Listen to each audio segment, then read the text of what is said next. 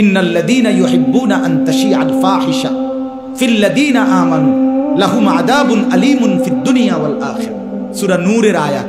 আল্লাহ বলছে এই মুসলমানদের সমাজে যারা অশ্লীলতা, বেহায়াপনা, অসভ্যতা ছড়িয়ে দিতে চায়, খোদার কসম আল্লাহ বলছে তাদের জন্য রয়েছে মর্মান্তিক আযাব ফিদ দুনিয়া, দুনিয়াতেও, আখিরাতেও, ওয়াল আখিরাহ, আখিরাতেও। এই জন্য বাপ আমার, অশ্লীলতা না ছড়াই। আগামীকাল 13, তারপর দিন 14 ফেব্রুয়ারি।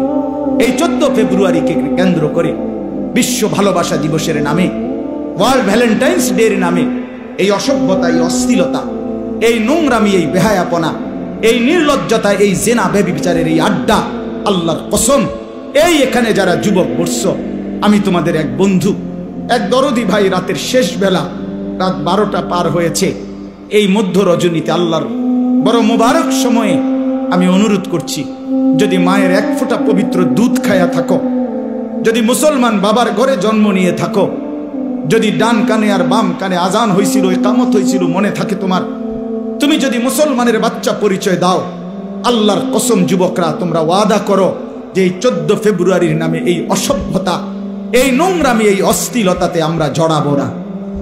বলো ইনশাআল্লাহ, বলো ইনশাআল্লাহ, জোরসে বলো ইনশাআল্লাহ। আমরা এই নোংরামিতে নাই। এটা মুসলমানের সাথে ইউরোপের এই পাশ্চাত্যের সভ্যতা, পাশ্চাত্যের এই ওয়েস্টার্ন কালচার, যাদের ব্যক্তি জীবনের কোনো চরিত্র নাই, যাদের ভিতরে কোনো ফ্রি সেক্স, ফ্রি মিক্সিং, অবাধ যৌনতা, যেখানে যার মন চায় তার সেখানেই নিজের শাহওয়াত, নিজের যৌন চাহিদা পূরণ করবে, এটা তাদের সভ্যতা হইতে পারে, ইউরোপের সভ্যতা হইতে পারে। তোদের সেই অসভ্যতা আমার এই 18 কোটি জনগোষ্ঠীর এই দেশে, যেখানে সংখ্যাগরিষ্ঠ মুসলমান, আমরা তা মেনে নিতে পারি না। এদেশে অসভ্যতার প্রশ্রয় দেওয়া হবে না। আগামী দিনের প্রজন্ম তোমরা মনে রাখো বন্ধুরা, ওলামায়ে কেরামের এই দিক নির্দেশনা যদি মনে না হয়, মনে না রাখে, তাহলে মাধ্যমিক এটা কোনো দল না, এটা পার্টি না, এটা কোনো ক্ষমতা না, এটা কোনো মার্কারে নামানো ডুবানো না, বরং প্রজন্ম বাঁচানোর স্বার্থে আমরা স্পষ্ট বললাম, মাধ্যমিক লেভেলে শিক্ষার নামে, সিলেবাসের নামে, কারিকুলামের নামে যেই স্বপ্ন, যেই চিন্তা চেতনা বাস্তবায়নের ইউরোপীয় পরিকল্পনা বাংলাদেশের নীল নকশা চলছে, এটার একটাই টার্গেট, ছেলে মেয়ের অবাধ যেই বিভেদ, আলাদা পার্থক্য, এটা তুলে দিয়ে ফ্রি সেক্স, ফ্রি মিক্সিং, অবাধ যৌনাচার বাংলাদেশে চালু করা। ছেলে মেয়ে একসাথে থাকবে, খাইবে, ঘুমাবে, একই বেঞ্চে বসবে, একই বাথরুম ব্যবহার করবে, একই কমন রুম ব্যবহার করবে।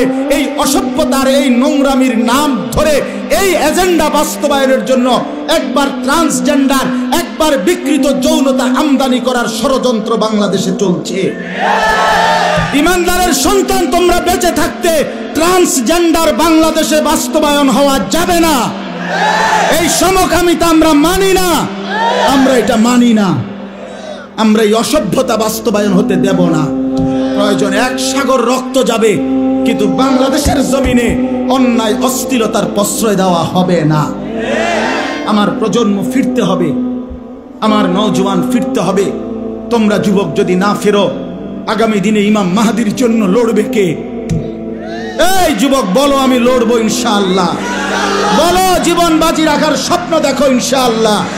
আগামী দিনে তুমি হবে মাহদির সৈনিক ইনশাআল্লাহ। গোলামির সেজদা করো, ফজরের সেজদা করো ইনশাআল্লাহ। কেউ বলতে হবে না তুমি ঠিকই ইমাম মাহদিকে পাবা। হ্যাঁ হ্যাঁ, আমি পরীক্ষিত প্রমাণিত কথা বললাম, হাসি দিয়ে উড়াই দিও না। 2-4 জন ফালতু মানুষ থাকবেই, 2-4 জন গাফেল থাকবেই।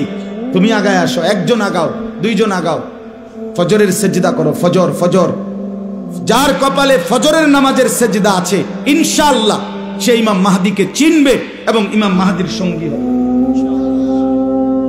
হ্যাঁ, এটা হাদিসে আছে। ফজরের নামাজ পড়ে দাজ্জালের বিরুদ্ধে ঈসা আলাইহিস সালাম এবং মাহদি, ওনারা দাজ্জালকে চূড়ান্ত আক্রমণের জন্য, লড়াইয়ের জন্য, শেষ লড়াইয়ের জন্য বের হবে। দাজ্জালের বিরুদ্ধে লড়াইয়ের জন্য ফজর পড়ে। এই জন্য ফজরের মুসল্লি মাহদিকে চিনবে ইনশাআল্লাহ।